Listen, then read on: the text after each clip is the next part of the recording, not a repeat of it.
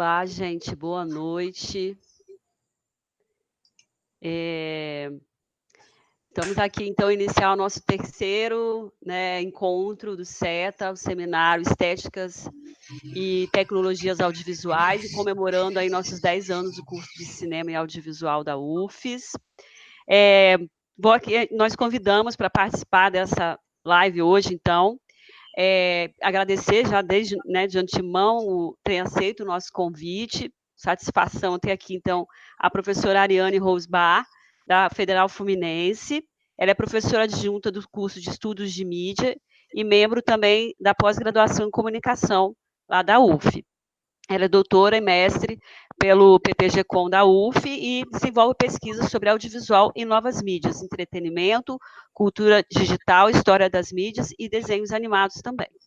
Tem 2 livros, autora de A Invenção do Videoclipe, a história por trás da consolidação de um gênero audiovisual, e organizadora, junto com a Maica Castelhano, de Televisões, Reflexões para Além da TV.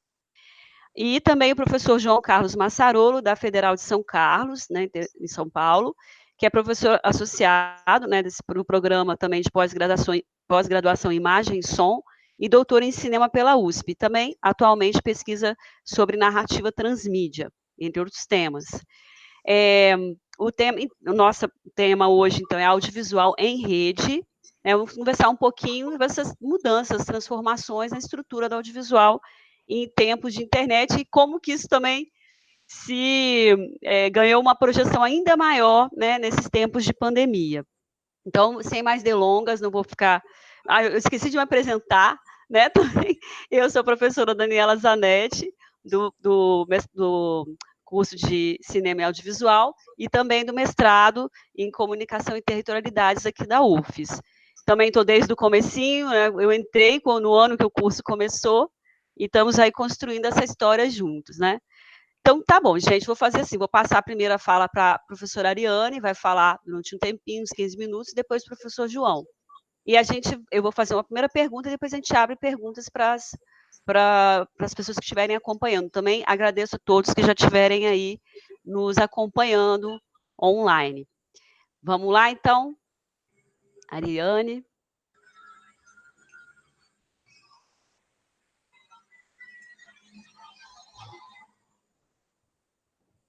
Boa noite, bom dia, boa tarde. Eu gostaria muito, muito de agradecer esse convite, A primeira vez que eu participo de um evento, junto ao curso de Cinema e Audiovisual da UFES. Um grande prazer, Daniela, agradeço muito o convite. Um grande prazer estar ao lado do João Massarolo hoje, que é um grande amigo, com o qual eu tenho uma interlocução já há alguns anos, quem eu admiro e com quem eu aprendo muito também. Acho que vai ser um ótimo momento de debate. Eu estou muito empolgada para falar muitas coisas, mas a primeira coisa que eu acho importante da gente demarcar nesse momento é parabenizar, o curso de Cinema e Audiovisual da UFES por esses 10 anos, Não é fácil, nós sabemos que não tem sido fácil fazer ciências humanas no Brasil, e aí eu desejo coragem e força para continuar aí por muitos outros 10 anos, tá? A minha fala, ela tem um pouco relação, com coisas que eu venho pesquisando, e diálogos que eu tenho tido com alguns pesquisadores lá da UF e do campo do audiovisual do Brasil e de outros lugares também, tá? E aí é um pouco resultado do que eu venho pesquisando nos 2 grupos de pesquisa, do qual eu faço parte lá na UF, que são complementares e bastante vinculados a alguns estudos específicos do audiovisual.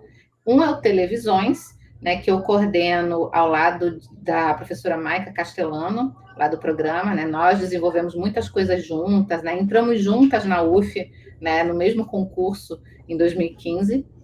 E o outro, que é um grupo de pesquisa que eu coordeno sozinha, é o Anima Mídia, o grupo de pesquisa em desenhos animados, que é um grupo um pouco mais recente, vai fazer 2 anos ainda, e é onde eu acabo desenvolvendo muitas reflexões, conversando com orientandos que trabalham o entretenimento infantil, mas não só entretenimento infantil, porque o desenho animado ele abarca uma série de públicos que à primeira vista não são tão explícitos. E aí, uma coisa que nós temos debatido demais, e aí eu trago hoje para a gente conversar, né, para a gente pensar especificamente, né, como entender o audiovisual em rede hoje, pensando o audiovisual brasileiro, né, em perspectiva com o audiovisual de fora, né, já que estamos num contexto cada vez mais globalizado e cada vez mais interconectado, é que definitivamente, né, de um lado a gente tem uma ótima notícia, né, definitivamente o audiovisual brasileiro ele vem se espraiando pelo mundo já há alguns anos, né? E aí a gente fala não só da ficção seriada, né, que é um assunto sobre o qual Massaroli e eu combinamos que a gente vai ficar mais detidos, né, no debate de hoje, né? Mas estamos falando não só de telenovelas, né, que é um produto que já existe, que já é exportado há algum tempo, mas eu me refiro também a filmes, a desenhos animados, a produções diversas do campo do audiovisual, né? Então, vem se espraiando pelo mundo, né? Então, no campo do desenho animado, a gente tem uma série de exemplos de desenhos que são bastante importantes em grades televisivas e plataformas de streaming, tanto de países eurocêntricos e anglófonos, né, os países ditos de primeiro mundo, como também em locais como países asiáticos e alguns países africanos. Então, a gente tem Irmão do Jorel, Show de Luna, Tromba Trem, Mica, Galinha Pintadinha, né? Galinha Pintadinha, ela é um produto extremamente pensado para um público global e atrai uma audiência gigantesca, não só dos Estados Unidos e da Inglaterra, mas também de países como Espanha, como Colômbia, México, e até Japão. E aí, esse circuito, né, a gente pensar o espraiamento desses produtos audiovisuais brasileiros para além do Brasil, né? Ele vem, na verdade, dentro de ele está inserido numa corrente, né, que é uma corrente bastante positiva, de um lado, né?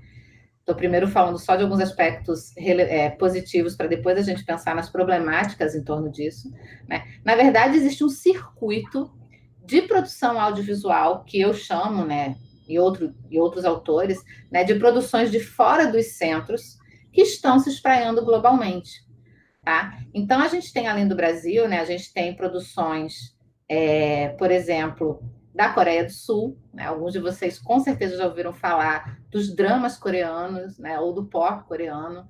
Então, a gente tem produções da Coreia do Sul, a gente tem produções russas, produções indianas, não só da região de Bollywood, mas de outras regiões da Índia, né? Bollywood é só o cinema que se desenvolve em Bombay, né? Como a gente sabe. Audiovisual nigeriano, né? A ficção nigeriana, que é Nollywood, enfim, os animes, né? Que desde os anos 80 ganham o mundo globalmente, enfim. Então, a gente tem ali uma série, a gente está num circuito, né, de produções que se espraiam globalmente. E aí, um elemento que eu trago para a gente pensar é que, de um lado, isso é muito interessante, porque essa produção, ela faz frente a uma certa produção dos centros hegemônicos, né, como Hollywood, por exemplo, ou como a produção da Europa Ocidental, né? De um lado, ela se fortalece, né? Ela vai ao encontro, muitas vezes, ela está presente, por exemplo, né, se a gente for a Netflix, né, que é uma plataforma de streaming estadunidense, né? Se você digita lá audiovisual indiano, audiovisual nigeriano, né, ou audiovisual brasileiro, a gente vai encontrar muita coisa, né? Muita coisa. E produções bastante assistidas, né, em várias partes.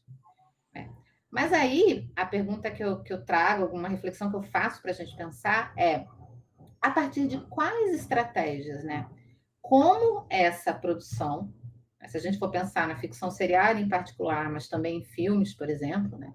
Que tipo de estratégias essas produções brasileiras e de outros países, fora desses grandes centros, estão desenvolvendo para conseguirem se instaurar globalmente? Essa é uma pergunta que eu acho que a gente precisa fazer, inclusive porque aqui, certamente, muitos estudantes recém-formados e profissionais em início de carreira do audiovisual estão assistindo a essa live ou vão assistir posteriormente, né? Então, vocês estão trabalhando para esse mercado que está se tornando global ou já trabalham, né? Então, é muito importante a gente pensar a partir de quais estratégias. E aí, recentemente, né, eu desenvolvi uma pesquisa especificamente no campo do desenho animado, né, das ficções seriadas infantis, para pensar nessas estratégias, e aí vou trazer uns resultados básicos para a gente conversar. Então, existem duas estratégias, né, que são muito comuns e hegemônicas nesses audiovisuais de fora do centro, né? Uma delas tem a ver com o campo narrativo, e a outra delas tem a ver com o circuito comunicativo, né, dessa produção. Em relação à narrativa, e aí lembrando que eu estou especificamente falando dos desenhos animados infantis, como, por exemplo, Show de Luna, Macho e o Urso, né, Pokémon, né, que são desenhos animados que se espraiam globalmente, né, a gente tem no campo narrativo uma estratégia bastante comum, que eu chamo de universalização das narrativas. Então, são histórias normalmente desenvolvidas a partir de temáticas consideradas por aquele local onde ele está sendo produzido como neutras, né? Então, são consideradas produções de temáticas o mais neutro possível, e, ao mesmo tempo, que trabalham as histórias de forma a tentar despolitizar e despolemizar as tramas, né? Então, se a gente for pegar a grande parte dessas produções que estão em outros lugares, né, o que a gente tem são temáticas que se repetem muito, porque são aquelas temáticas politicamente corretas demais, em variadas línguas, em variadas religiões, por exemplo. Tá? Então, elas se repetem muito e, ao mesmo tempo, elas mantêm um campo de segurança muito fechado em termos narrativos. Né? Então, por exemplo, a gente não tem uma história, ou a gente tem poucas histórias, poucos exemplos, por exemplo, de histórias que trabalhem, sei lá, com a sexualidade humana, por exemplo, né? Ou que tratem a violência infantil, sabe? Que ajudem, por exemplo, as crianças no campo da ficção infantil, que ajudem as crianças a perceberem certas problemáticas que são fundamentais para a interpretação de vida delas. Tá? Então, é claro que essa universalização da narrativa é apenas uma tentativa, né? Porque é claro que isso é impossível, né? Uma história ela nunca vai ser neutra em todos os lugares. Eu sempre uso em sala um exemplo muito interessante na disciplina que eu ministro de linguagem de desenho animado, que é o desenho da vaca e o frango, que é um desenho que a maioria das gerações conhecem, né? É ótimo. E aí eu pergunto, tá, e a vaca e o frango? O que vocês acham da vaca e o frango? Aí todo mundo sempre fala, no Brasil, né, em Niterói, as pessoas sempre falam, a vaca e o frango é um desenho engraçado, eu curto muito e tal. Aí eu viro para a turma e pergunto, é? Pois imaginem como é que os indianos recebem uma história como essa, né? Os indianos que têm ali, dentro das suas tradições, uma maneira muito particular, por exemplo, de lidar com a vaca. Então, assim, não é neutro, né? Não é inocente. Né? Então, a gente tem uma problemática aí. E também, a outra pergunta que eu faço é, até que ponto vale a pena realmente universalizar a narrativa e não ser mais ousado narrativamente, trazendo questões que podem ser polêmicas e que talvez devam ser polêmicas? Tá? E em relação aos aspectos do circuito comunicativo, né? Estou falando das duas estratégias que eu percebo como hegemônicas nessas produções para elas se instaurarem globalmente, né? A estratégia do circuito comunicativo que é muito comum, são as cooperações com grandes conglomerados midiáticos de fora, no caso do país de origem. E aí é muito comum, por exemplo, as produtoras brasileiras fazerem cooperações com canais por assinatura estadunidenses ou com grandes estúdios cinematográficos, como Disney, como Warner, ou como a BBC, né, lá no Reino Unido, etc. E aí, isso é bastante comum, a gente tem vários. Aí extrapola, né? Isso não é só no campo do desenho animado, mas é no campo da ficção seriada, no campo audiovisual em geral, né? Tem sido cada vez mais comum a cooperação, né? Então a produtora brasileira se une com a produtora canadense ou com a televisão canadense, com a emissora, etc. E aí existe uma questão política, né? Que é muito pouco debatida e que talvez seja importante a gente debater, que é a própria. Quem comanda o quê numa cooperação como essa? Né? A gente sabe que não existe cooperação hierarquicamente semelhante. Né? Em cooperações, sempre. As cooperações elas têm um tom hierárquico sempre muito forte. E aí, quando a gente tem esse tipo de parceria, né? Por exemplo, uma produtora, sei lá, por exemplo, a TV Pinguim fazendo uma cooperação com a TV Sank, né, para produzir um desenho animado específico, aí é aquela questão, né? Quem vai dar o tom da narrativa? A gente tem muito isso no Cartoon Network, para ficar na produção infantil, né? Que eu tenho desenvolvido uma expertise maior. Né? O Cartoon Network ele tem apoiado a produção local de variados países, faz isso aqui no Brasil, e Irmão do Jorel, que é uma grande figura de exportação que nós temos, é resultado dessa parceria. Né? O Cartoon Network chamou uma produtora brasileira, né?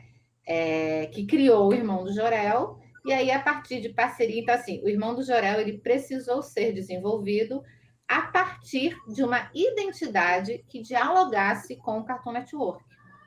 E aí, é claro, o Cartoon Network ele está inserido dentro de uma situação, dentro de um conglomerado midiático que não pode ser descartado quando a gente observa, né, esse tipo de fenômeno. Então, por um lado, é maravilhoso a gente ter produções como Irmão do Jorel crescendo e sendo exibidos ao redor do mundo, né? São vários países, várias televisões mundiais exibem ou já exibiram esse seriado. Mas, por outro lado, a questão que se coloca a que preço isso está sendo feito? Né? E aí, a minha fala é um pouco para a gente pensar sobre essas questões. Eu não sou, Massarulo sabe disso, eu não sou uma pessoa negativista, né? Eu não sou uma pessoa que só vê críticas em todo lugar, eu sou até muito positiva, mas é bem importante. Por isso, assim, eu acho maravilhosa todo esse experimento que a gente está vivendo, mas, por outro lado, eu acho também que é preciso a gente pensar nas consequências, né? No fenômeno de forma ampla, para a gente poder se fortalecer cada vez mais, né? É um pouco essa reflexão que eu trouxe para a gente pensar. Vou ouvir o João um pouco falar. Não sei, Daniela, se você vai fazer alguma consideração. Mas, enfim, estou aberta para a gente conversar. Obrigada, Ariane. Eu só vou, antes do João falar, não sei se vocês sabem que o Irmão do Jorel, os criadores são daqui de Vitória, né? Eles já moram lá. Então, assim, a gente conhece a família do Jorel toda. Juliano Henrique desde pequenininho. O Juliano até nem conheço, mas o irmão, o Nico, o pai, essas conhecidas. É muito interessante isso, porque como a cidade é pequena, né, as pessoas se conhecem. Mas eu também acho o Irmão de Jorel é muito bom, sucesso mesmo, muito bom. Vamos lá, João. Vamos. Então tá, muito obrigado. Eu vou ficar fora. Uma hora eu consigo entrar na tela aqui, deixa eu ver. Pronto. Mas muito obrigado, Daniela, pelo convite. É um prazer estar aqui, a Ariane, junto com a Ariane, a gente fazendo essa conversa. Eu acho muito, muito, muito legal ter a oportunidade e também essa homenagem, né, à criação do curso. os 10 anos da criação do curso. Muito bacana vocês terem feito esse seminário, esse evento, né? Então, assim, inicialmente, é uma provocação muito boa essa pergunta, né, do cinema, as redes sociais, do cinema, audiovisual, porque ela é muito adequada ao momento que a gente está vivendo. E acho que é oportuna para as escolas pensarem o seu futuro, mas também, assim, eu sou um pouco contrário, então, da Ariane, porque eu também não sou nem um pouco otimista em relação que vá fazer algum efeito nas escolas, como a gente conhece muito bem o padrão das escolas de audiovisual no Brasil, né? Elas têm um modus operandi mesmo que talvez não seja ainda uma hora que venha acontecer mudanças. Até porque nesse ano da pandemia, né, do Covid-19, a gente viu que as iniciativas, né, mais criativas no campo do audiovisual vieram de outras áreas, não do campo do audiovisual propriamente dito, né?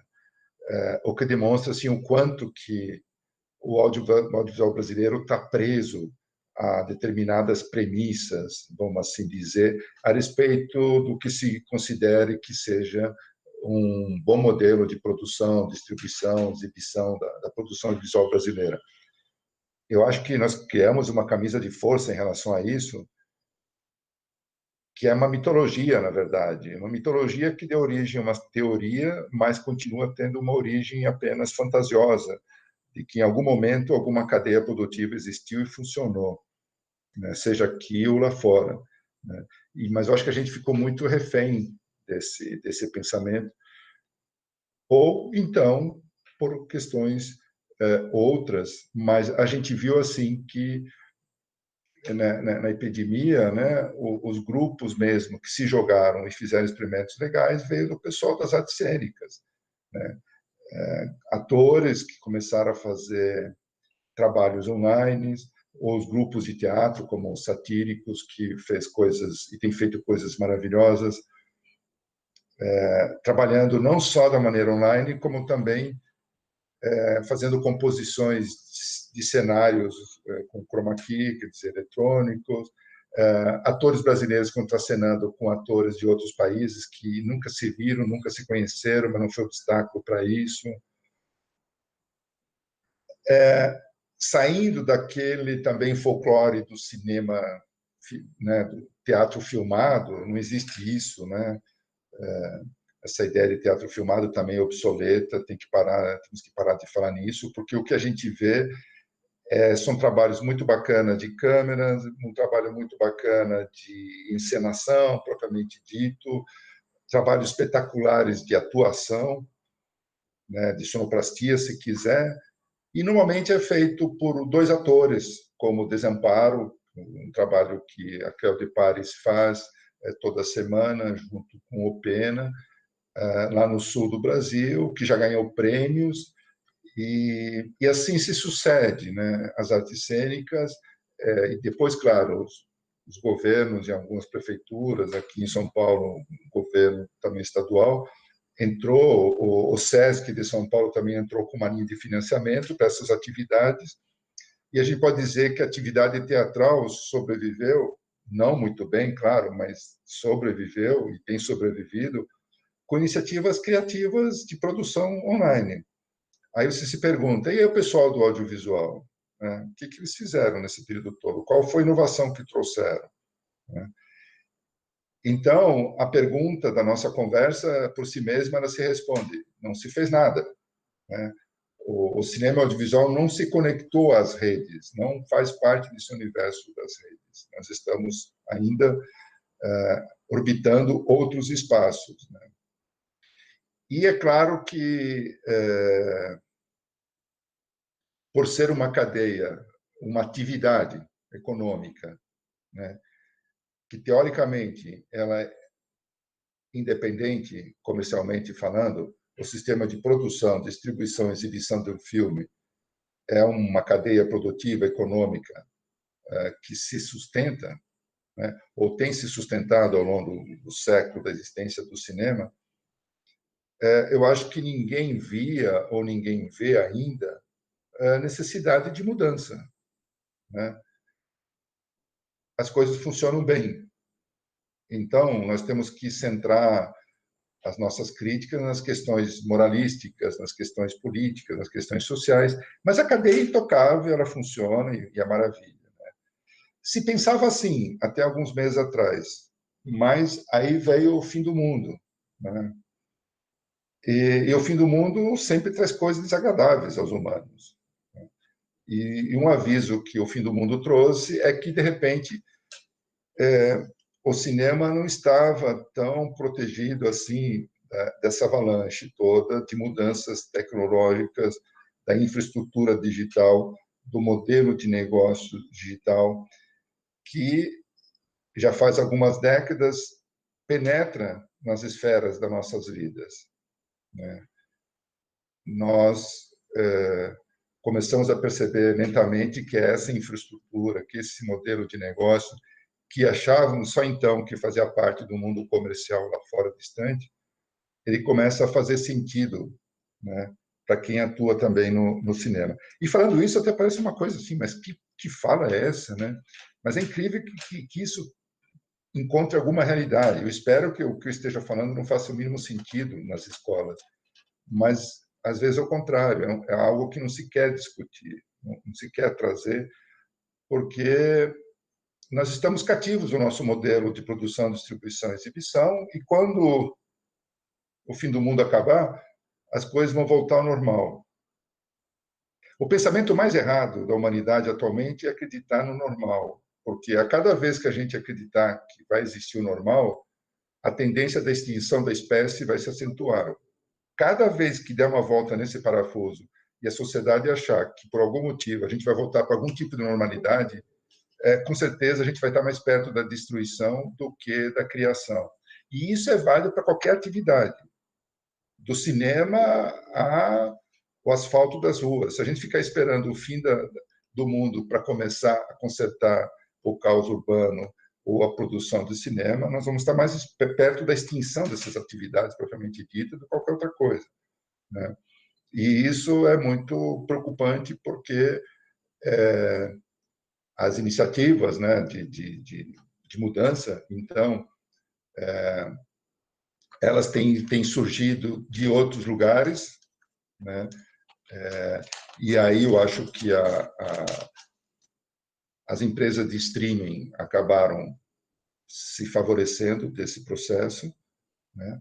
E elas têm instaurado, então, uma hegemonia no mundo inteiro, um modelo de produção próprio dessas empresas de streaming,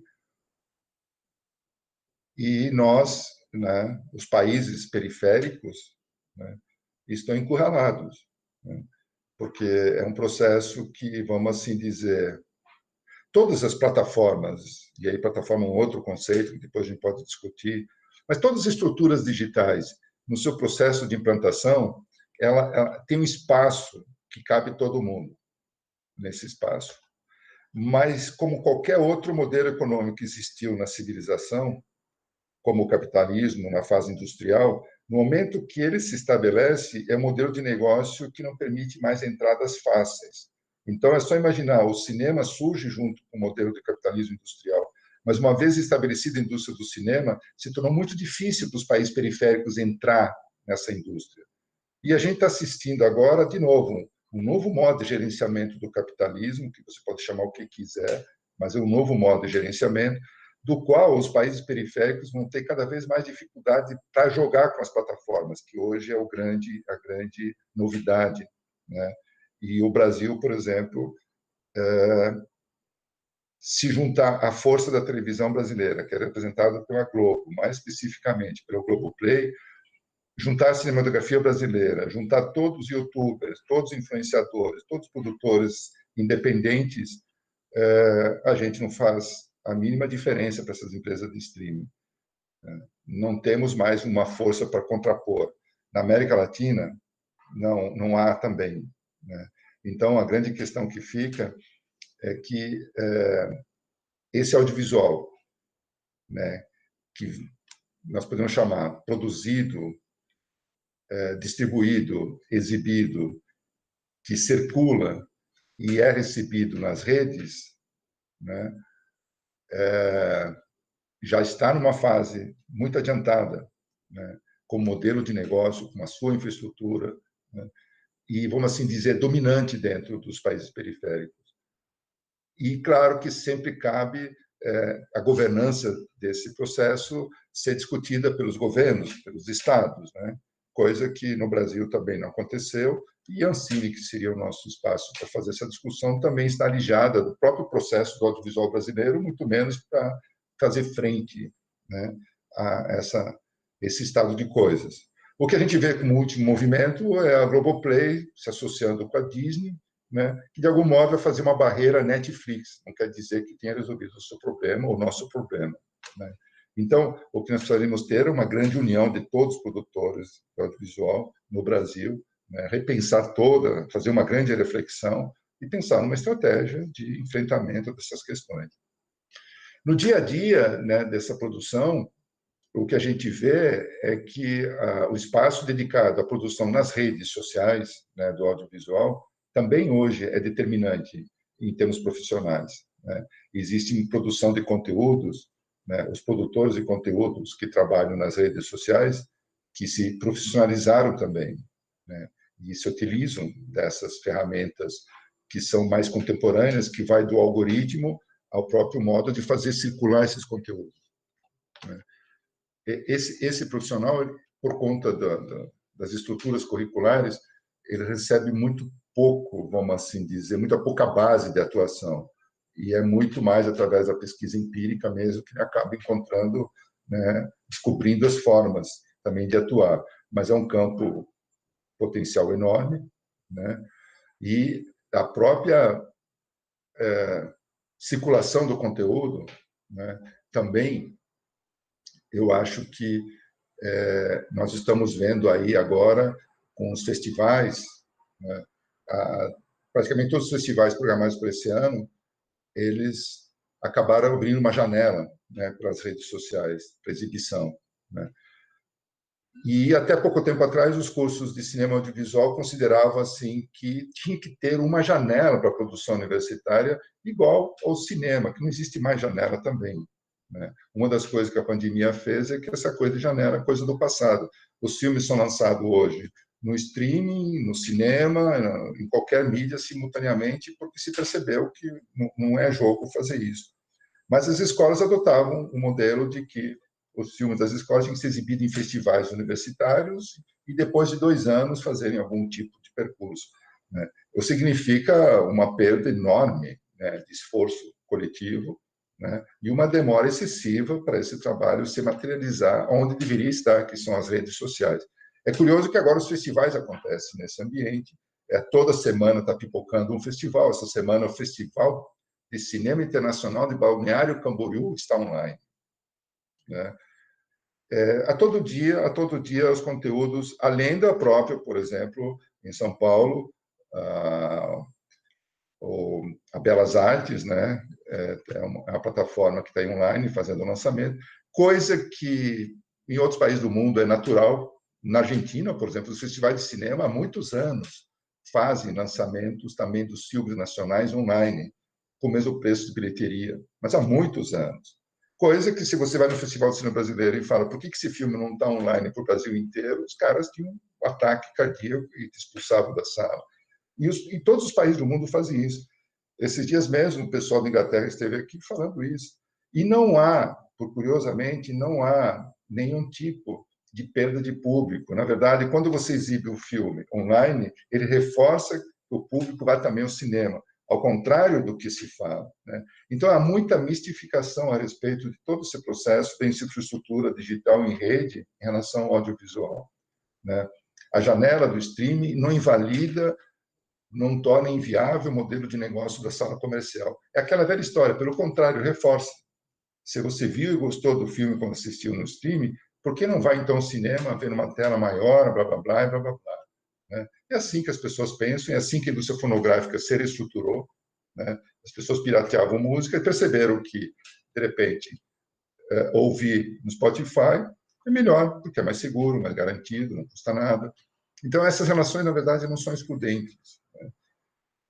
Outro ponto que a gente pode trazer, e para fechar um pouco assim a conversa, um exemplo, né, de como que as lives, por exemplo, é uma experiência que a gente tem vivenciado muito, né, no nosso cotidiano, mas como experiência ligada à ficção seriada, foi interessante esse ano, uma série chamada The Dirty Day, que estava na HBO, com o Jude Law, que é um ator inglês, uma série inglesa, muito, muito, talvez a melhor série desse ano, exibida no streaming, na TV paga, né? Ela surgiu a partir de um projeto, um grupo de atores e também uma banda mais ligada à questão do folclore, né, das tradições culturais europeias. E eles estavam atrás, então, da mitologia celta, vamos assim dizer. E eles chegaram a uma concordância que dava para fazer alguma coisa a partir desses estudos que eles fizeram, e foram conversar com os atores. Eles chegaram no Jude Law, que é um ator, um nome no cinema, um nome na televisão, etc. E de conclusão, então por que não também fazer uma série? Ok, foi na HBO, a HBO comprou a ideia, e aí encontraram também uma ilha, que seria uma ilha perfeita para fazer o show que eles estavam pensando fazer, a música junto com o ritual, e preparar, então, algo muito incomum. Essa primeira temporada teve 6 episódios, e os 3 primeiros episódios se passam no verão, os últimos 3 no inverno. E a saga, que se passaria no outono, eles resolveram fazer no formato de live, que durou teve 12 horas de duração, né? Essa live de 12 horas de encenação daquilo que não está na série era a ideia original, né? Mas simplesmente fizeram a série para dar uma maior divulgação ao trabalho e complementar também os estudos que eles tinham feito. Bom, essas 12 horas foram transmitidas nas redes sociais, né? E as pessoas ficaram assistindo durante 12 horas. Mas, como existe Twitter, como existe Facebook, como existem redes sociais, logo começaram a surgir uma série de questionamentos. Se exatamente aquilo que estava sendo exibido era ao vivo e em tempo real. Porque, para o azar da produção, choveu nos dias anteriores, estava chuviscando naquele dia, e só a abertura da chegada nessa ilha, que só dá para chegar uma vez por dia em determinado horário, e a cronometragem começou a partir disso, né? Pelos entendidos, a ilha só libera uma estrada, depois a maré sobe de novo, às 8 horas da manhã. Mas a live começou às 9. Então já começou uma discussão. Estava sendo ao vivo porque, historicamente, a maré baixa nesse horário e não às 9.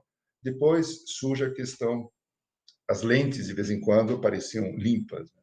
E o debate acontecendo nas redes sociais em torno de uma live que faz parte de uma estrutura seriada de uma televisão. Nós estamos aí com uma série de acontecimentos, uma série de mídias, uma encenação ao vivo, em tempo real, dentro de estrutura seriada, né, produzida por uma televisão. Nós estamos vivenciando durante 12 horas uma imersão completa, né, no sentido mais pleno, né, desse termo.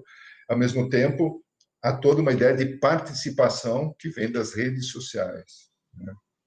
Então, são acontecimentos que a gente olha assim, há muita coisa ainda para ser pensada no ambiente do online, do audiovisual, há muita coisa para ser feita, e às vezes é simplesmente um projeto que é posto em prática e que permite.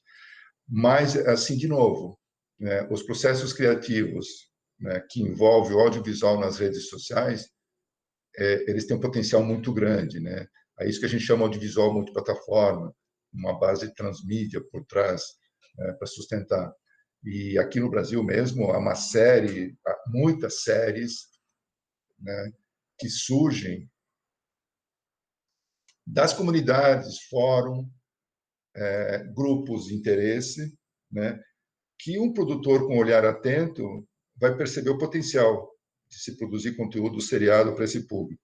A escola, ano passado, teve isso. Existe uma comunidade com um foco um pouco LGBT, um pouco porque eu não conheço bem, mas a escola entendeu que era um público que interessava e fez uma série que, com todo o linguajar desse grupo, essa comunidade que tem, sei lá, 200, 300, 1.000 pessoas que participam, que é o tour da tour, né? E depois virou cada episódio dessa série online também virou uma marca, o nome da série virou a marca de uma garrafa especial da cerveja. Enfim, foram feitos muitos produtos associados a essa série.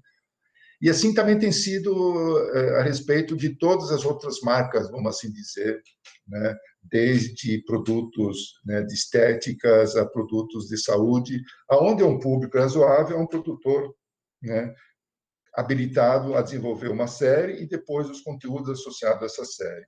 Então, a gente consegue, por aí, imaginar o potencial que existe de audiovisual que está sendo, né, que é possível de ser explorado. E, normalmente, quando esses conteúdos, essas ficções seriadas, elas acontecem, têm sucesso, né, nas redes, automaticamente vem a televisão e compra o projeto. Então, há muitas pesquisas para serem feitas, porque quando vai para a televisão, como a Diné agora, que começou a fazer umas esquetes no Instagram, e depois foi para a Globoplay, né? Há toda uma questão de linguagem, né? Do modelo alternativo de produção que já vai para a televisão com aquele modelo de produção de televisão, que é uma coisa também que a gente precisaria estudar melhor, né? E é engraçado que a Globo vem dizer que o Adnet não estava fazendo por conta própria as sátiras que ele começou a fazer, que era um projeto da Globo inicialmente, mas tudo indica que não, é uma coisa que a Globo viu, né? Então, o que eu quero dizer com isso é que se faz muita aquisição de projetos que dão certo no mundo online. Por quê? Porque para próprias emissoras televisivas hoje, o sucesso de um projeto online é decisivo, mais do que o próprio sucesso na televisão. Então, se uma esquete como a dele fez muito sucesso, é óbvio que a Globo, qualquer empresa, vai atrás para trazer para si, né? Então, as relações estão muito mais próximas do que há pouco tempo atrás, né? E é claro que interessa para as emissoras essa proximidade cada vez maior. Havendo um produto que faz sucesso nas redes, automaticamente vai ser replicado, adaptado, ou pelo menos o modo de produção vai ser incorporado, né, quando for para exibir na televisão. Então, é esse trânsito hoje dos conteúdos. Eu só tentei, com essa fala, trazer alguns dados aonde que essas relações se tornam possíveis, né? O audiovisual em rede, na verdade, é uma prática que eu acho que vai se tornar, né, parte desse audiovisual mais híbrido, né? Que não é mais só o presencial. Eu acho que uma dos legados desse fim de mundo é que nós vamos ter um audiovisual híbrido. E se ele for ser híbrido, ele vai ser exatamente na relação que ele tem com as redes, né? Em todos os sentidos. Não tanto, eu diria, em relação às salas, que certamente vão ter ainda futuros, mas nesses outros campos, que é onde essa infraestrutura digital avança cada vez mais, né, nos nossos modos de vida. Então, por enquanto, era isso, Daniela. Acordaremos as questões. Gente, obrigada. As falas foram ótimas. Achei que bem complementou mesmo. Acho que a Ariane trazendo essa questão da animação, né, e também das narrativas seriadas, né, como produtos que a gente às vezes nem se dá conta já tem um alcance global, né? Tanto de lá para cá e daqui para lá. E também o Massarolo falando da questão desse audiovisual híbrido, né? Eu achei muito boa essas colocações de vocês. A questão que eu vou colocar, na verdade, eu tinha falado antes, né? Vou colocá-las juntas. Aí vocês respondem como que um pouco, né? A gente começa a falar um pouquinho. O primeiro tópico, pensando na questão do streaming mesmo, que o Marcelo trouxe, é como que esses algoritmos ele contribuem, né, positivamente né, para essas produções, em termos de público, em termos de alcance, em termos de controle também, como a Ariane colocou, em termos também de uma certa restrições, constrangimentos também, né, um cerceamento também de temas, enfim. E então, como que esses algoritmos atuam de forma positiva e também negativa, né? E a segunda questão, talvez também a gente pode relacionar, é como que as práticas de transmídia, elas poderiam favorecer mais os nossos produtos nacionais, os nossos produtos autorais também, né? Essa produção intensa que a gente tem, tanto universitária, né, autoral, de tantas produtoras, né, novas que têm surgido e tal. Como essa narrativa transmídia pode favorecer nessa cultura. Uma coisa, só ressaltando rapidinho, uma coisa que eu costumo até dizer em aula, assim, é que eu acredito que não dá para faltar numa equipe de produção, né, de um filme, ou de um curto, ou de uma narrativa, uma websérie, enfim, uma equipe transmídia, né, uma equipe de pessoas que possam pensar estratégias desse produto nas redes, né. Sempre costumo meio colocar isso para lembrar. Mas aí, então, passo para vocês. Se a Ariane quiser falar primeiro.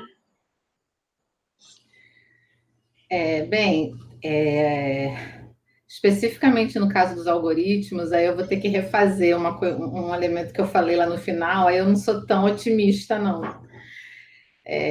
Eu observo, cara, a situação dos algoritmos, né, o papel dos algoritmos, embora seja algo inevitável, mas vou narrar uma coisa muito breve que aconteceu comigo hoje, né? Eu tenho uma vida paralela nas redes sociais, de cozinheira, eu sou amante da culinária natural, então eu tenho um pouco essa característica e eu adoro. Até já fiz alguns trabalhos teóricos, assim, um lado meio, um lado B que eu tenho, sobre comida, o papel social da comida e tal. Gosto muito de pesquisar. E aí os algoritmos do Instagram, né, do Twitter, sempre me oferecem conteúdo e tal. E aí eu sou apaixonada, até por uma questão de pesquisa mesmo, pelos youtubers e pelos instagramers veganos. Eu não sou vegana, né? Eu admiro as coisas que eles conseguem fazer com os vegetais, mas não sou vegana, né? E aí, né, circulo muito pelo veganismo e conheço muita coisa, né? E procuro os canais internacionais para comparar e tal. E aí, de uns tempos para cá, o algoritmo do Instagram simplesmente entendeu, né? Ele entendeu que eu tenho um transtorno alimentar e começou a me indicar perfis principalmente de meninas, eu sou mulher, né? Então, principalmente de meninas que têm anorexia ou bulimia e que estão em recuperação. Existem vários canais, eu nem sabia, na verdade, eu nunca tinha me ligado nisso, né? Mas que realmente é um espaço, né? Então, existem várias meninas que estão em recuperação da anorexia, por exemplo, e aí fazem os canais no Instagram, no YouTube, para narrar o seu recovery.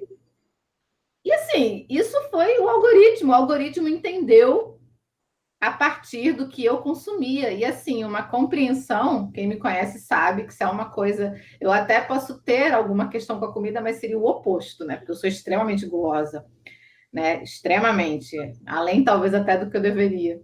Mas a questão é que o algoritmo entendeu, fez uma interpretação muito distorcida do que eu estava fazendo ali. E aí, e existe mesmo, e aí eu sou muito.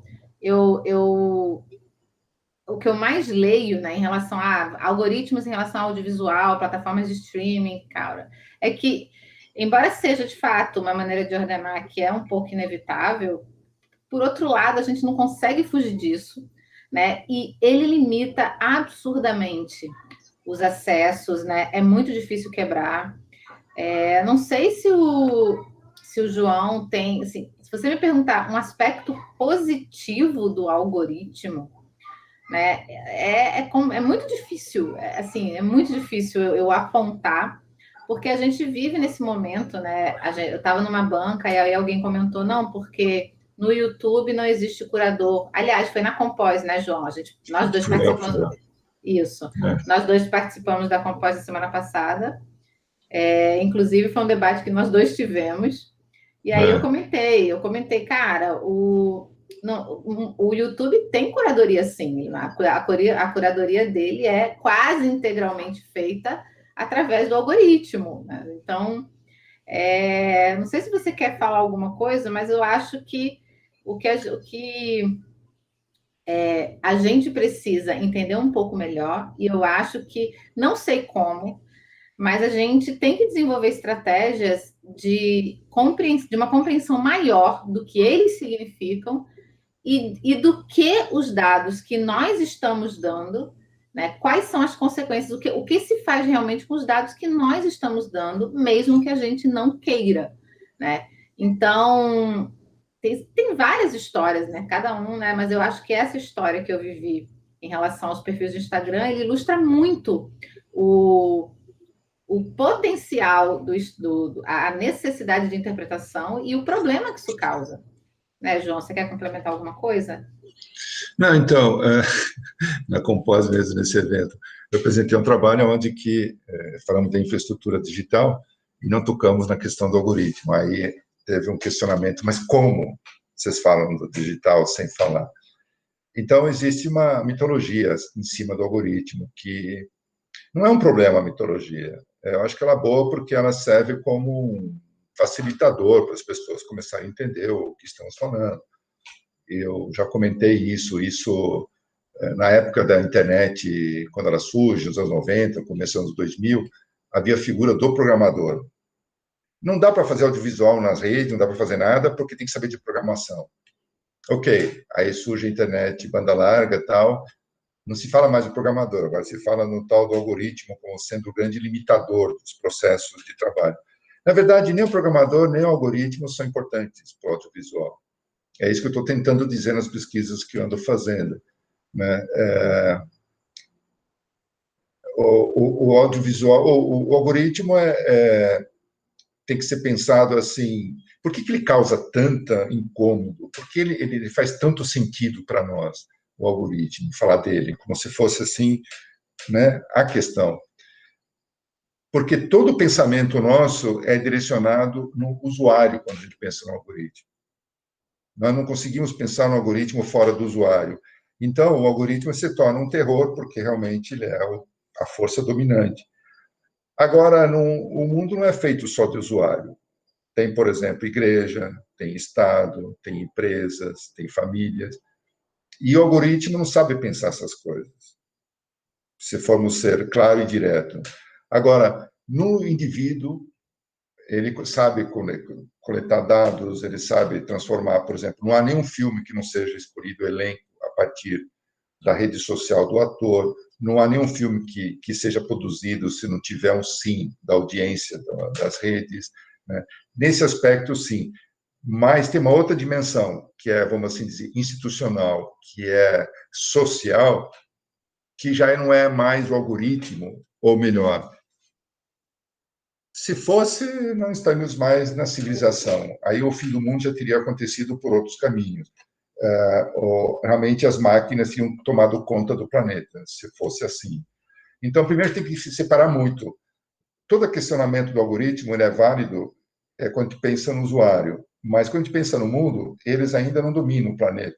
Ou talvez sim, talvez o vírus, não, se eu falar isso, está gravado, né, vira uma piada. Mas não é, não. Há muita coisa que ainda não há controle. Eu diria assim, a vida em sociedade não está controlada pelas máquinas. Nosso futuro não está controlado pelas máquinas ainda. Há muita coisa aí para interferir, há muita coisa para fazer resistência, né?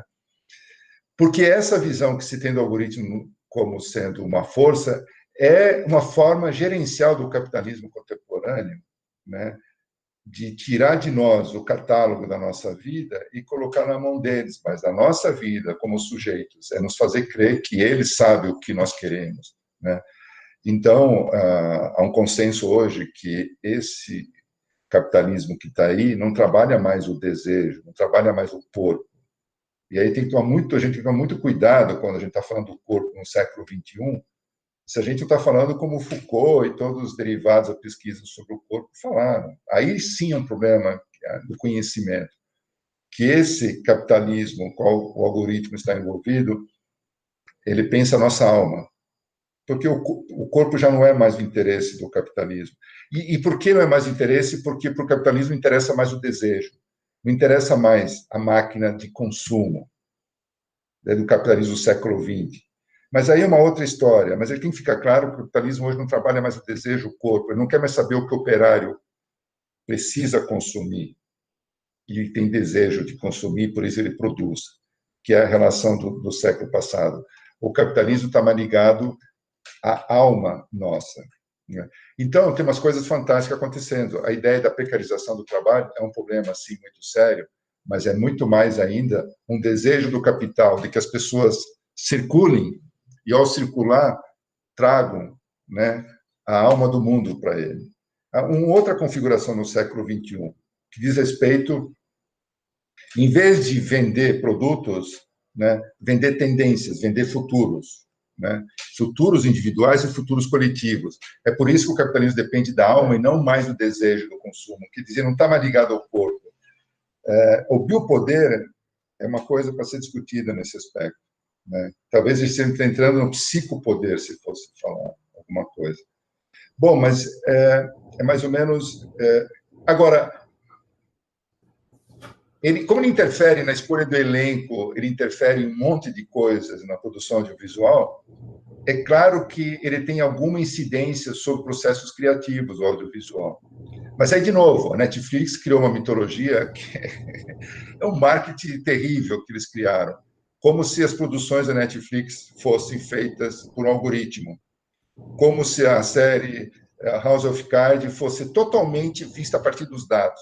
Ah, aquele ator foi escolhido porque o pessoal da Netflix queria assistir, aquele tema foi escolhido. Tudo bobagem, é como se fosse um menino da esquina inventando uma história e você acredita porque a Netflix se vende.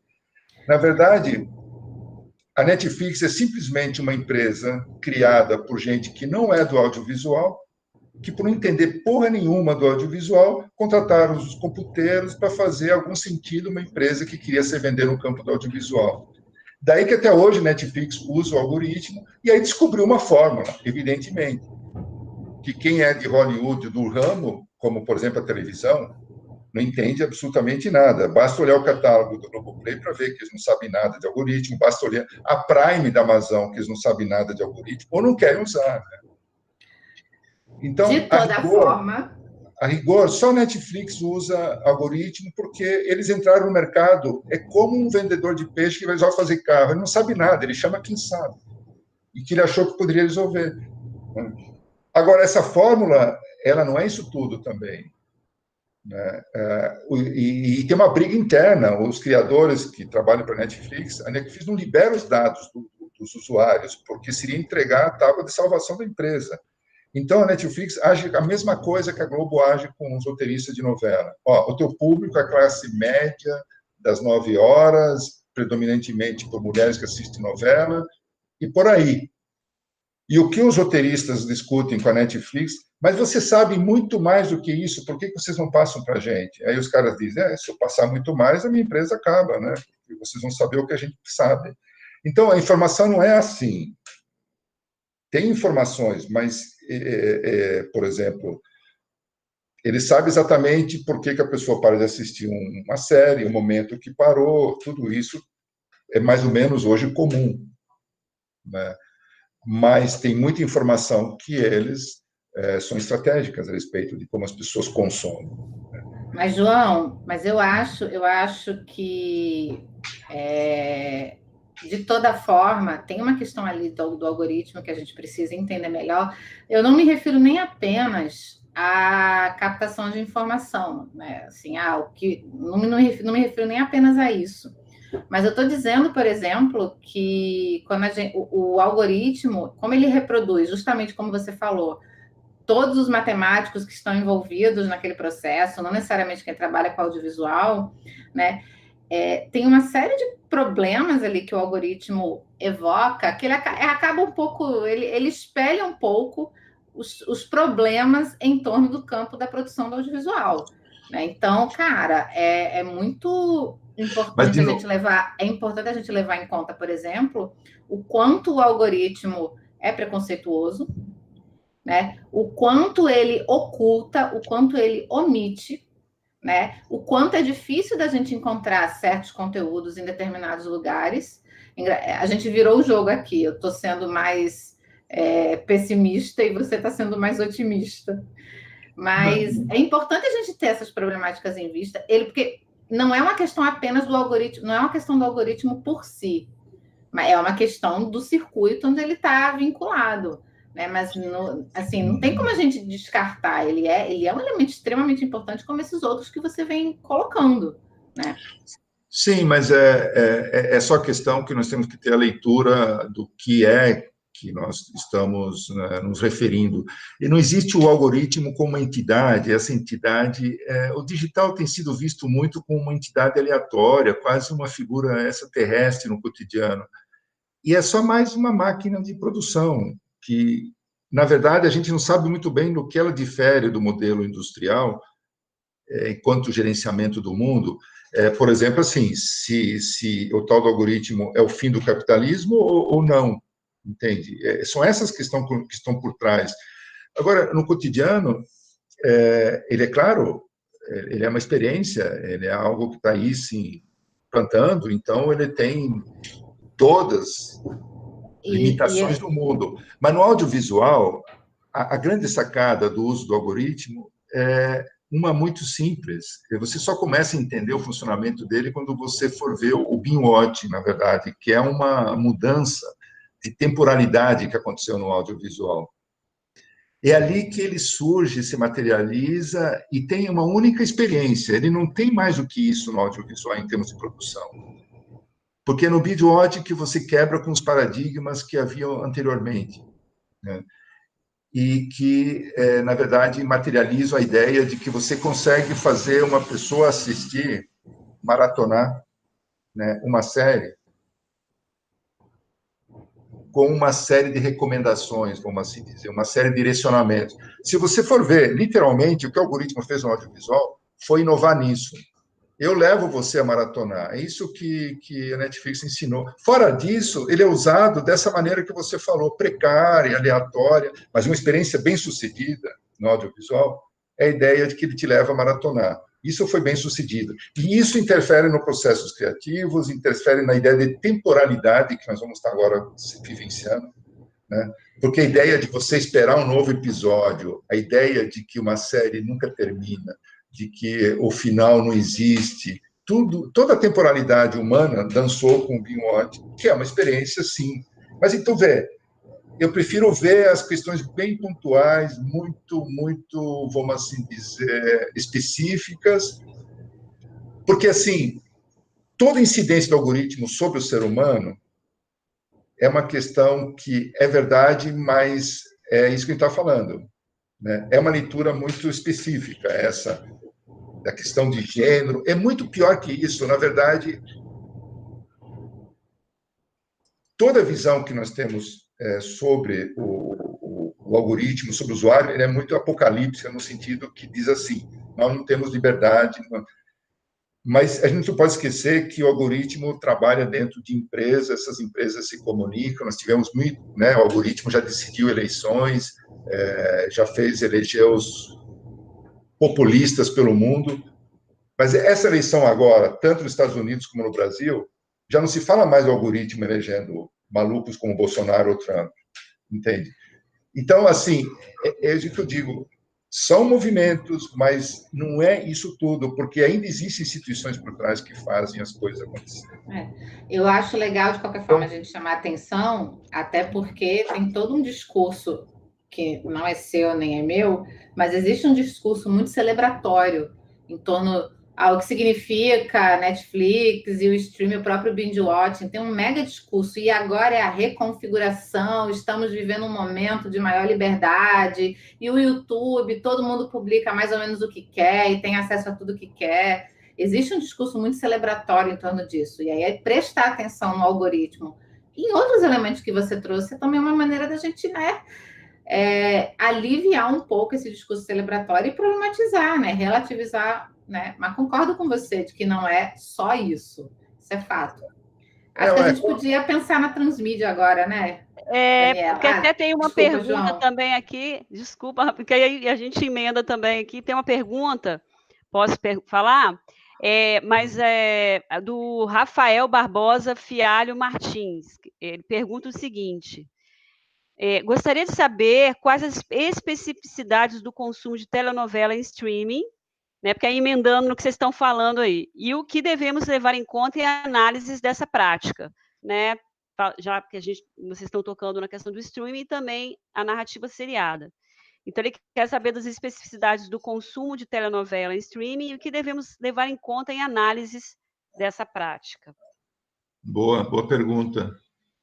Do transmídia, na minha opinião, é uma coisa muito simples. Aí não sei se a Ariane quer falar antes, ou uma coisa assim. Pode falar, depois eu posso finalizar, fazer o contrário. Então, não, porque o transmídia, muita gente não entende, muita gente vê o transmídia como uma lógica de produção propriamente dita. E eu penso mais o transmídia como uma ferramenta, assim, aliás, a única ferramenta que nós temos para pensar a produção multiplataforma. Essa mesmo que nós estamos falando das redes. Né? Se a gente procurar algum referencial teórico de como pensar o audiovisual nas redes, a gente só vai ter como referência o transmídia. Né?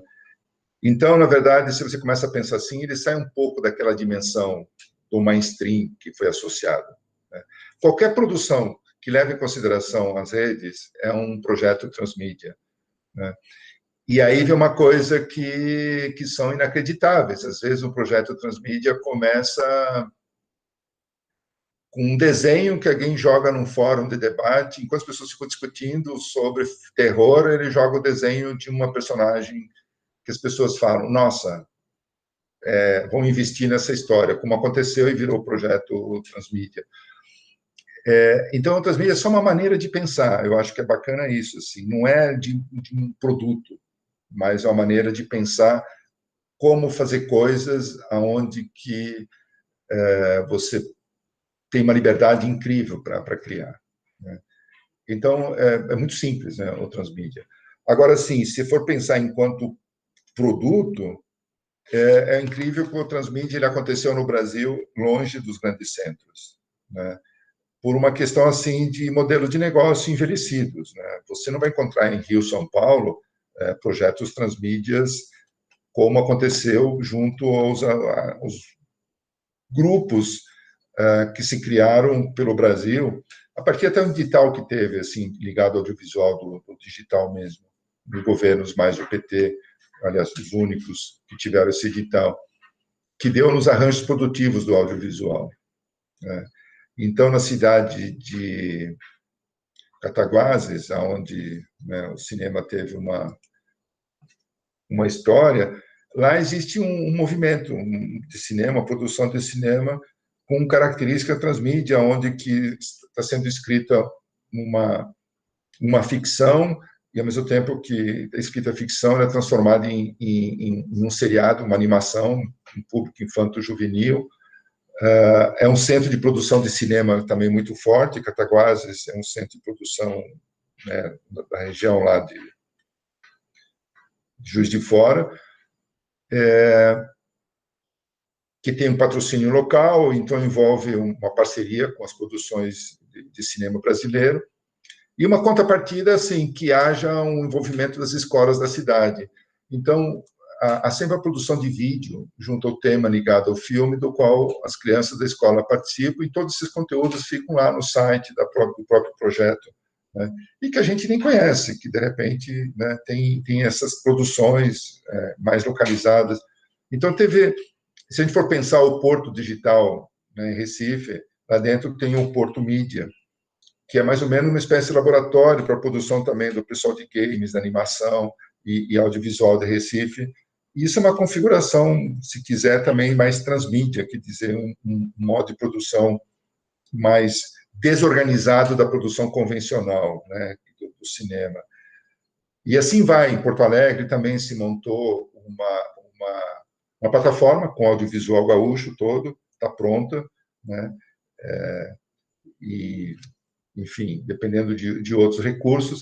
Então, houve muitos arranjos produtivos, e esses arranjos produtivos, eles também a gente pode chamar um pouco dessa base transmídia, né? Que não leva em consideração somente aqueles formatos de produção mais convencional para cinema e televisão. Eu diria assim que tudo que você pensar fora da lógica produtivista norte-americana é transmídia, na verdade. Né? Tudo que você pensar que não esteja associado àquela cadeia de produção, né, convencional, tudo que você fizer diferenciado é um projeto transmídia para nós. Então, acho que a gente está mais transmídia do que se imagina, em alguns aspectos assim da produção nossa. Mas é a minha visão sobre esse processo todo. Não sei se a Ariane quer complementar. Não, concordo plenamente. Eu só adicionaria que uma característica, você perguntou, né, Daniela, no início, algumas características positivas. Eu acho que é um pouco isso que o João falou. A gente é bem mais transmídia do que a gente imagina. Desde a época de que o J-Leão estava na lata de extrato de tomate e nas histórias infantis, né? E uma característica realmente, que é um pouco o que o João falou, mas dito de outra maneira, né, para pensar, né, em relação ao modelo de negócios, é que a transmídia, ela permite praticamente qualquer tipo de narrativa, né, vinculada àquele texto principal. E aí você pode você pode encaixar o orçamento, claro que, né, tudo tem limite, mas de uma maneira geral você pode encaixar qualquer orçamento para fazer narrativas diversas, assim, né? Você não precisa, você pode tanto ter, se você tem um orçamento imenso, você pode desenvolver elementos transmediáticos que requeiram mais coisas, mas também você pode fazer coisas muito mais simples, né? E aí o Brasil particularmente, eu acho que nem vou dizer que nós somos muito criativos, a gente tem um histórico de criatividade na publicidade, né, no próprio cinema, no campo do audiovisual, então eu acho que a transmídia, ela é muito refém da criatividade de inovação, realmente, né? Enquanto para fazer o texto principal, a gente precisa se basear em muita coisa que já foi construída, né? Os textos complementares ao texto principal, eles podem, você pode simplesmente inventar de uma maneira muito mais tranquila, muito mais direta. Então, eu acho que isso é muito positivo.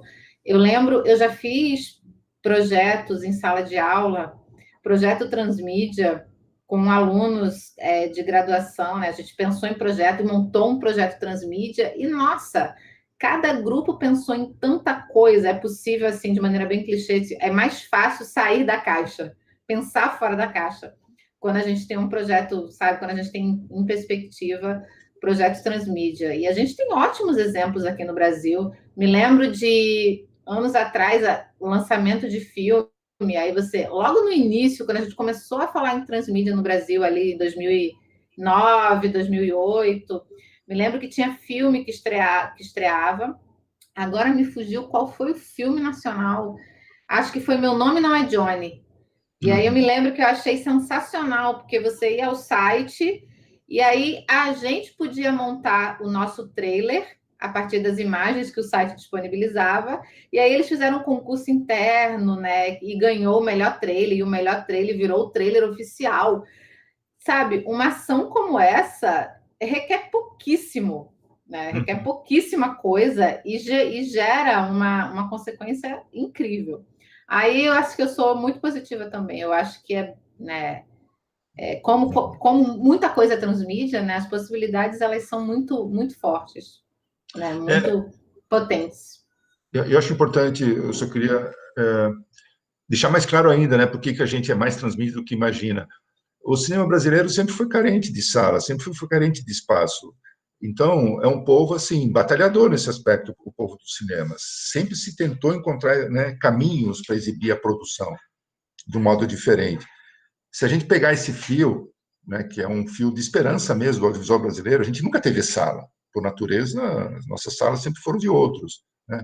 O transmídia hoje, com as ferramentas que nós temos, com a experiência que nós temos também por essa luta, né, eu acho que é uma referência boa para o jovem pensar que o público, aquele público cativo da sala de cinema, ele não existe mais, né? O audiovisual hoje, você tem que construir o teu público. Então, essa experiência nossa brasileira de ter que construir o público, que as salas sempre foram ocupadas por produções estrangeiras, vamos assim dizer, hoje, com o Transmídia, nós temos a ferramenta para construir esse público, exatamente como a Ariane acabou de falar, através de experimentos, através de projetos que chamem a atenção, né, para o projeto que se quer desenvolver. Você vai conseguir essa audiência, e a gente sabe que depois que você conseguir 10 mil pessoas que estão curtindo o teu projeto, o investimento vai vir. É assim que os influenciadores vivem. E por que o audiovisual não pode viver disso? A gente sabe que também funciona. Então, existem processos hoje que são esses, e são trazidos por essa noção do transmídia mesmo. Agora, como é que a gente passa para o jovem, né, esse conhecimento hoje de que não existe mais um público cativo? Quer dizer, lá na sala de cinema, sim, mas é apenas um público que está acostumado a ir ao cinema no shopping. Agora, existem milhões de telas. Então, como é que você atrai, né, como é que você forma público para essas telas? Esse é o grande embate de hoje. E é para isso que o Transmídia serve. A gente tem uma experiência para isso, construir o seu público. E Hollywood está sabendo fazer muito bem isso. Olha o que é a Marvel, esse projeto todo. Está falando para um público que conhece muito bem o que quer assistir. Muito por aí. Obrigada, ótimo. Tem um comentário aqui do professor Alexandre Curtis, também do nosso curso. É um comentário meio pergunta, ele falou assim, então a crise do audiovisual é algo relativo? Crise haveria da ideia do nacional em nome de uma produção de conteúdos? E a Mariana pergunta o seguinte, foi aluna nossa também, o que vocês acham de serviços on demand querendo testar terrenos? A Netflix tem planos na França de um canal com programação linear com conteúdos dela. Ver quem quer responder. Mas tem a questão antes da televisão, da telenovela, né, que o outro rapaz fez. Ah, tem a outra pergunta anterior. Que é a questão do consumo de telenovela em streaming, que deve ser levado em conta nas análises. A Globoplay tem um minério, tem ouro guardado e está descobrindo agora, que se chama telenovela. E ela está correndo para colocar no streaming o acervo. E nós somos brasileiros, nem a Globo tem esse material pronto, né? Então, eles estão correndo muito atrás e tendo que fazer adaptações, vamos assim dizer, atualizações, em que modelos que foram captados, essas novelas Betamax, o que se usava nos anos 80, 90, como é que está esse acervo? Então, eles mesmos sabem que tem muita coisa que se perdeu, que tem que ser restaurada, não é um trabalho fácil, mas eles estão tentando levar para o streaming o máximo possível, porque aí está uma fortaleza da cultura audiovisual brasileira, a telenovela. E quanto mais ela estiver na Globoplay, mais vai fortalecer o audiovisual brasileiro. É uma questão meio matemática. Posso complementar, João? Uhum. Eu acho que em relação à especificidade do streaming, da telenovela no streaming, cara, eu fiquei muito pensando nessa pergunta de fato. É ótima. E eu acho que uma primeira consequência interessante de se pensar em relação à especificidade da telenovela, tendo em vista o streaming, é que ela questiona o binge-watching. Ela não necessariamente o binge-watching como experiência, porque ele existe, independentemente da telenovela, mas talvez como experiência hegemônica do streaming. Algo que se falava um tempo atrás. Porque, gente, se você tem 9 meses de novela, quem consegue fazer um binge-watching real, intenso, do início ao fim? Eu acho que, cara, eu lembro, meu filho tem 5 aninhos, ele descobriu Chiquititas, a versão brasileira. Aí eu fico olhando para aquilo, são 545 capítulos de 50 minutos. Então, assim, basicamente, eu acho que já faz mais de um ano que ele descobriu e ele não conseguiu sair, ele não chegou ainda nos 70. E a novela é pensada para ele, né? É um público, claro, ele é novinho, mas é pensado para o público um pouquinho mais velho. Então, assim, questiona, você olha para aqueles 545 capítulos e diz, gente, isso aqui eu vou ter que desenvolver estratégias diferenciadas de consumo, não que eu vá consumir 1 hora por dia, à noite, na hora do jantar, não. Mas eu acho que ele dá... A primeira coisa, eu acho que a primeira especificidade que a novela... Cara, isso dá uma pesquisa legal, viu?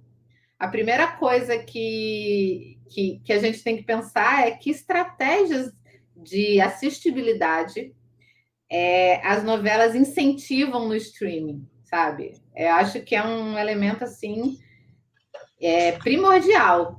Além dessa... E outra coisa, né, João? Em relação à Globoplay e a presença da telenovela nas plataformas nacionais e internacionais, é que, em muitos casos, elas são cortadas, né? Elas são editadas. E aí, isso da perspectiva da história das mídias acaba sendo um problema, né? Porque quando ela é cortada e permanece no streaming para consumo infinito, o registro histórico que permanece, né, no imaginário é aquele registro histórico da história cortada, né? E o que geralmente se corta? Se cortam geralmente as partes polêmicas, né, as partes que são consideradas politicamente incorretas quando estreia no streaming, etc, etc. Então, também é um elemento interessante de se pensar. Agora,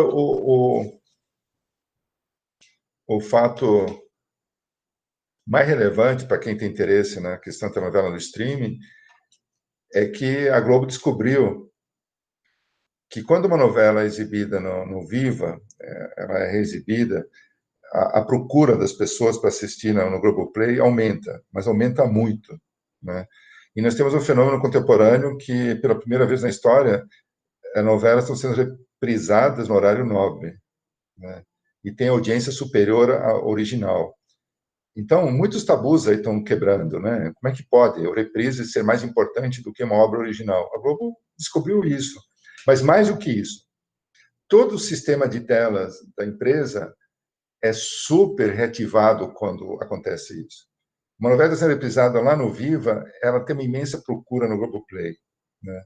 E por que acontece isso?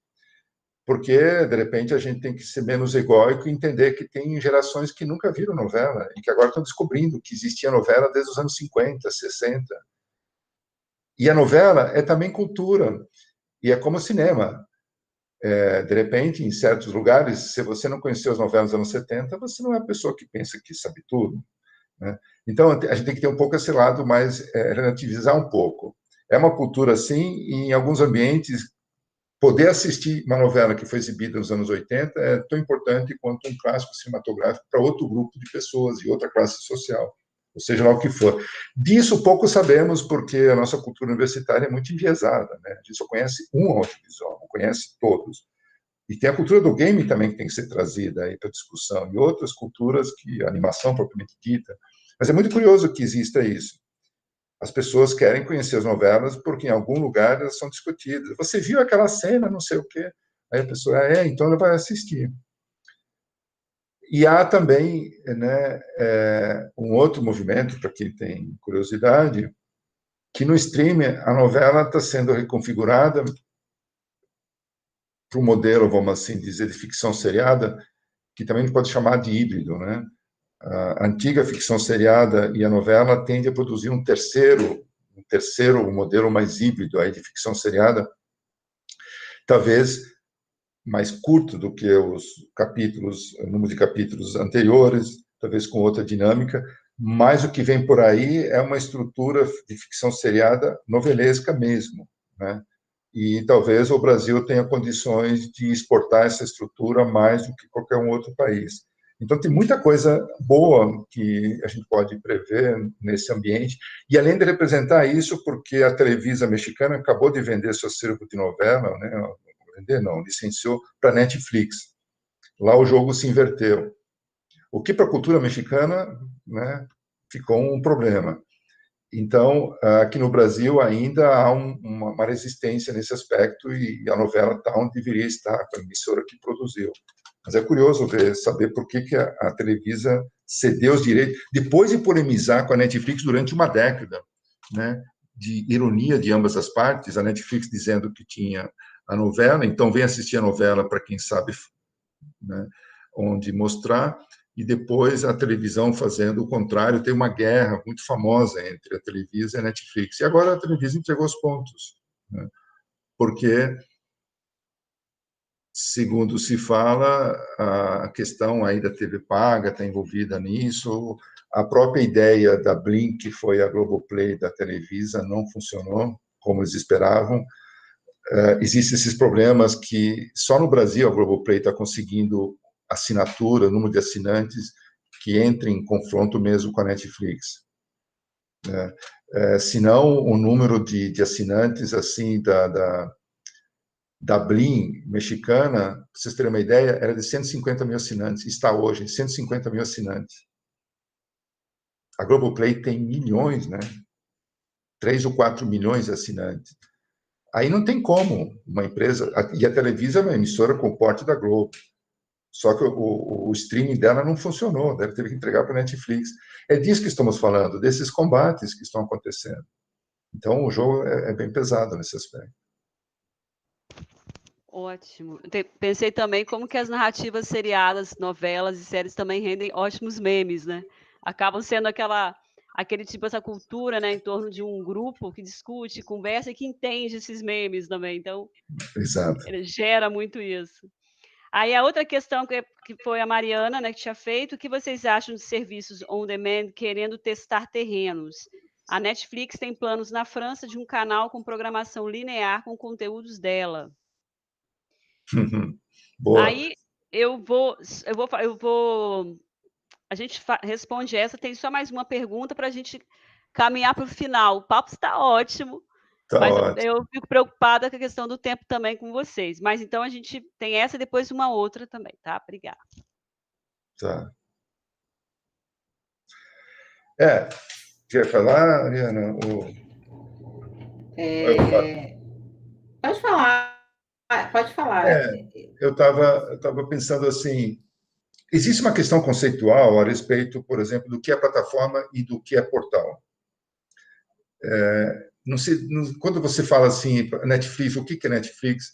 Muita gente se refere, aquilo lá é um aplicativo, ou aquilo lá é um portal, ou aquilo lá, o que é plataforma?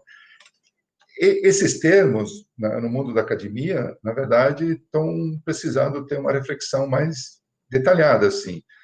O que é uma plataforma televisiva, que não é a mesma coisa das plataformas de hotéis, de táxi ou comercial, televisiva, e também de cinema é outra coisa muito específica.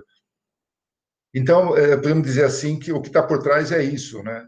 Portais são aqueles espaços no mundo digital do que as emissoras jogam a sua programação, só que a maneira não linear, você acessa quando quer, né? E todas as emissoras, para fugir da sua falência, né, TV aberta, TV paga, criaram esses portais. Então, a gente encontra, não plataformas, mas portais de qualquer emissora nas redes, né, na internet. A ideia de fazer um canal com essa programação, na verdade, é a ideia de retomar a ideia de canal mesmo dentro do streaming, né? Vejam que a Globoplay agora acabou de incorporar também os canais, né, na sua programação. E na semana seguinte, o Prime, né, da Amazon, fez a mesma coisa, incorporou os canais dentro do streaming, né? Então, existe, de novo, aí um movimento, e é por isso que a questão conceitual é importante, né, que se sucede, são movimentos que se sucedem como se fosse num jogo de xadrez ali, o gambito da coisa, o tempo inteiro, todo dia se fazendo movimentos. E é claro que nesse movimento o que está em questão é a própria TV aberta, a própria TV paga, né? E o que esses canais significam ali dentro. Mas a ideia é um pouco essa, do sistema de recomendação, né? E que é aquilo que já falamos antes, né? Que retoma a questão de maratonar, do binge-watch, o que a Netflix quer dizer para você, para nós, usuários, que ela vai criar uma grade televisiva só do nosso interesse, né? Então, a diferença é essa. Não é uma grade aberta nem apaga. É uma grade feita exclusivamente para eu assistir, eu usuário, né? Essa que é a ideia da Netflix. Mas aí a gente pode fazer memes, pode fazer piada, porque, na verdade, uma das coisas que o algoritmo faz, que é a questão centrada no usuário, é que nenhum de nós assiste a mesma coisa faz muito tempo. Só que ninguém avisou a gente, né? Então, tem muita gente de cinema que fica falando assim, Netflix não tem clássicos. Mas será ou é no teu perfil que não tem clássico? Porque uma coisa é falar, outra coisa é ter interesse em clássico. É estranho falar isso. Mas, por exemplo, a Netflix comprou o pacote da Sofia Loren porque o filho dela fez um filme. Então, as comédias do Dino Risi, que é o maior diretor de comédias, talvez, do mundo, comédia romântica, estão na Netflix. Os anos 50 agora, estão aí. Mas aparecem em todos os timelines, em todos os perfis. Então, a questão desse canal que a Netflix fala exatamente isso. Vai criar um canal com os conteúdos específicos para eu, usuário. Aí sim, aí entra toda a manipulação que ela pode fazer pelo algoritmo. Mas, de novo, quando você pensa no usuário, sim, dá para falar em algoritmo. Mas, socialmente, ainda não dá para falar. Tem uma diferença. Mas essa que é a ideia da Netflix. E é claro que eu, como usuário, vou ficar muito satisfeito se aparecer uma grade para mim com só meus desejos. Óbvio. Mas aí eu acho que quando eu estava aqui até pesquisando as perguntas do pessoal no YouTube, aí eu concordo com tudo que você falou, João, mas quando a Netflix, por exemplo, está testando um espaço na França para desenvolver um canal específico, eu fico pensando aqui qual é a terceira ou quarta intenção por trás disso, né? Porque o que fazer uma televisão aos moldes convencionais é fixar, né? É estruturar, é estreitar um modelo que, por natureza, é muito mais aberto, né? Então, assim, você pegar um streaming e pegar, sei lá como é que transformar a Netflix numa emissora de TV, é estreitar. Então, certamente, o que a Netflix tem feito, né, e faz, ela, assim como os canais transnacionais fizeram nos anos 90, né, sei lá, as televisões por assinaturas para saírem dos Estados Unidos e se instalarem em diferentes países, né, sei lá, a MTV, o próprio Cartoon Network, a CNN, elas negociaram, né, em cada lugar e foram se adaptando ao que o país permitia para poder se instalar, né? Então, a MTV, quando chegou aqui no Brasil, ela só podia trazer a emissora para cá se houvesse uma quantidade grande de conteúdo nacional. Aí ela ajudou a fomentar o videoclipe brasileiro, contratou os VJs brasileiros também, Zeca Camargo e aquela galera toda, e aí se instalou a sua filial aqui. Quando a Netflix pensa em fazer isso na França e em outros países, né, ela está certamente tentando desenvolver estratégias para entrar em países que são mais protecionistas em relação aos seus próprios conteúdos. A França é um país protecionista, né, João? Ela é protecionista pra caramba. Ela consome, ela tem uma produção dos seus próprios conteúdos, é mais difícil, eu acho, para entrar. Então, eu vejo, na verdade, assim, primeiro, eu vejo mais como uma tentativa de um diálogo maior do que como uma experiência que vai se concretizar, sabe? A Netflix como uma emissora de televisão. Eu vejo mais como mais uma estratégia para se instaurar em diferentes lugares do que como uma experiência mesmo que vai se transformar em algo concreto realmente. Qual outra? Tem uma outra questão que o professor Pedro Marra, inclusive citar que também o Pedro está organizando um seminário comigo e junto com o professor Kleber também. Eu vi o nome dele. Ele pergunta o seguinte: apareceu agora há pouco uma diferenciação entre o audiovisual e o influenciador digital. Por que não pensar o fenômeno das personalidades de redes sociais como produções audiovisuais? Mas na verdade, há várias reconfigurações do campo que precisam ser feitas, mas aí, assim, aquela velha questão do antigo, né, os primeiros cursos de graduação que tentaram fazer a convergência chamavam cinema e vídeo, se eu estou lembrado. Depois passou cinema e audiovisual, hoje já existe curso de audiovisual, poucos cursos de cinema, na verdade. E certas profissões que antes eram hegemônicas, né, jornalista, não sei, né, não existe mais. E o produtor audiovisual, se você for falar o produtor de vídeo dos anos 80, 90, também não existe mais da maneira que era configurado. E existem esses novos espaços que são uma geração que transita, né, pelo campo do audiovisual, mas com formações bem diversas, né? E esse cara o influenciador, na verdade, ele não tem uma formação, e em São Paulo ele está sendo formado pelo pessoal do cinema que não está conseguindo entrar em produção. Então, fotógrafos ajudam a fazer a luz, que o influenciador não sabe fazer, o cara da câmera opera a câmera, porque eles têm recursos, então eles montam, na verdade, uma assessoria, equipes de cinema ao redor deles, né, desses influenciadores. E daí que está vindo, hoje em dia, a sobrevivência do pessoal do audiovisual. Agora, a universidade podia pensar na formação desse jovem que atue, né, na produção de conteúdo propriamente dito. Se for nomear, nós temos um campo chamado assim, produção de conteúdo audiovisual, que é uma demanda urgente da sociedade, que as gerações que estão vindo estão se habilitando cada vez mais, né? E essa produção de conteúdo, inclusive, ela está cada vez mais disseminada no próprio campo do audiovisual também, né?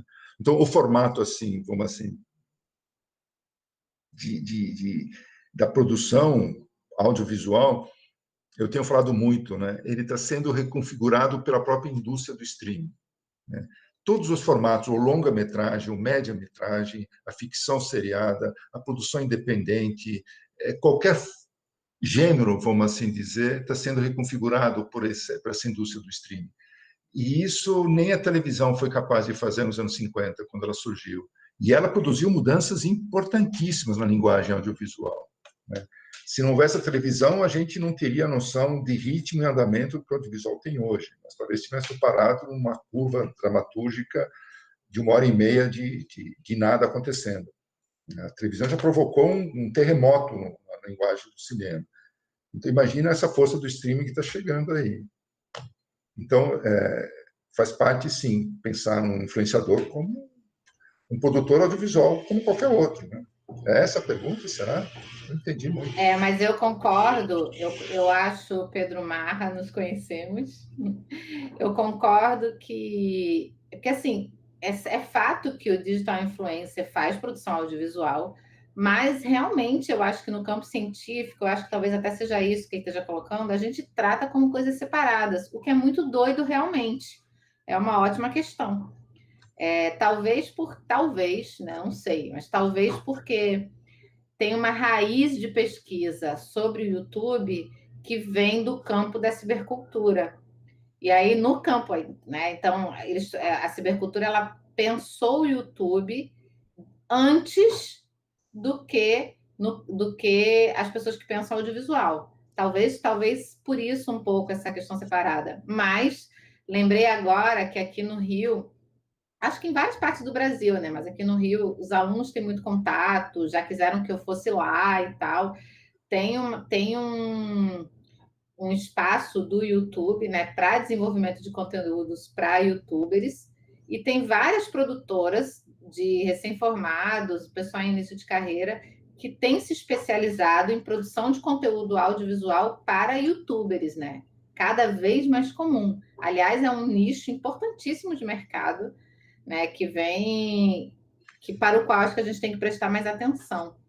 Então, eu acho que é importante e acho que a gente tem mesmo que estreitar os laços e tal, mas você tem toda a razão. Engraçado é que eu, particularmente, pesquiso as duas coisas e confesso que eu já desbanquei nesse equívoco de observar os influenciadores e os YouTubers como se estivesse num campo diferente do restante da produção audiovisual, né? Quando, na verdade, eles estão cada vez mais sendo, inclusive, protagonistas, né? Se a gente for contar o número de YouTubers e a presença... YouTuber brasileiro, então, a presença de alguns YouTubers brasileiros é fortíssima, né? Eu diria que a nova geração... Felipe Neto. Mas é a nova geração pensando audiovisual, YouTube, não tem nada demais. Agora, uma coisa importante que você falou, Ariane, que eu acho que não, para mim as origens, e é curioso, né? Tanto de YouTuber como das lives, é o documentário, a ideia do estar ao vivo. E é curioso como o próprio estudante de audiovisual da universidade dá pouca atenção à ideia de como documentarista, que é onde a maioria praticamente se posiciona, enxerga pouco a live como experimento de documentarista, né? Então, nas aulas atuais, eu falo para os alunos, vocês que gostam tanto da ideia, né, documentarista, estamos aqui, trabalhando em tempo real.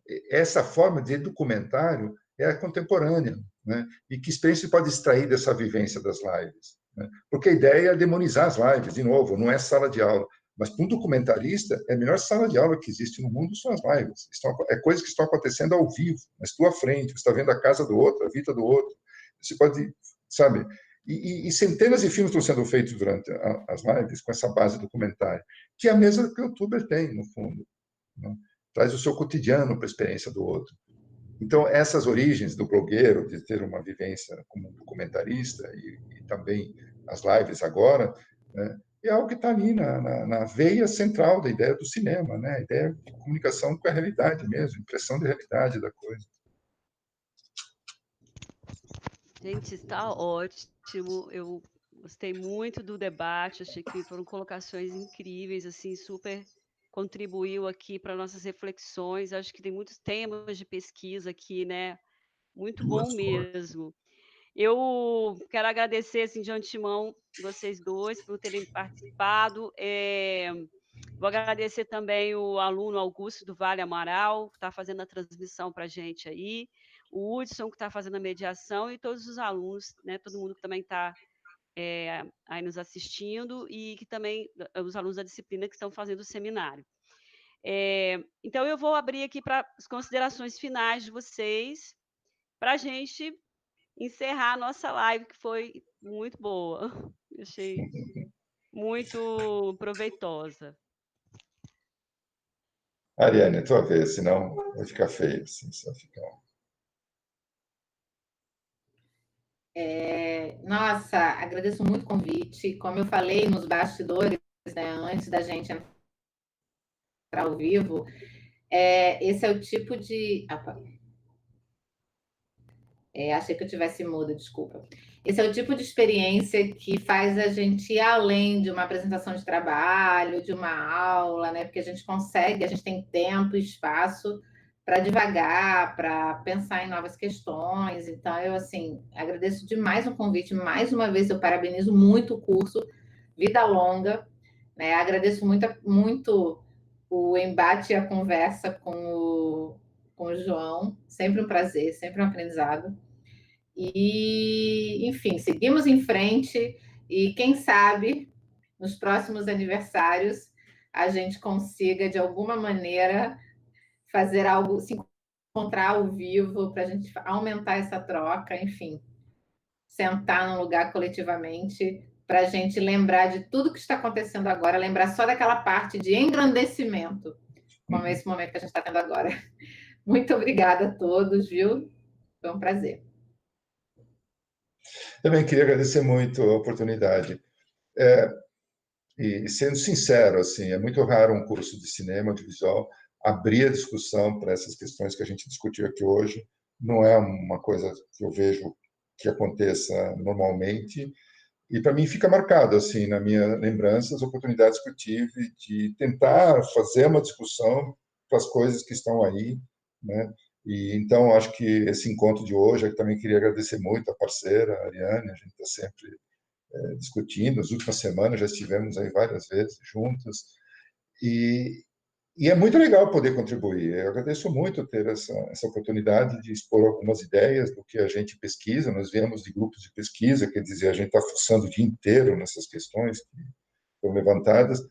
E sei também da dificuldade que é implementar as mudanças curriculares que são necessárias, porque às vezes falta o horizonte que se necessita na hora que se decide, às vezes são as questões internas, mas eu acho que nesse fim de mundo aí que nós vivemos esse ano, a gente aprendeu muita coisa, né? Que o audiovisual online é possível, pensar e trabalhar em rede, a produção é possível.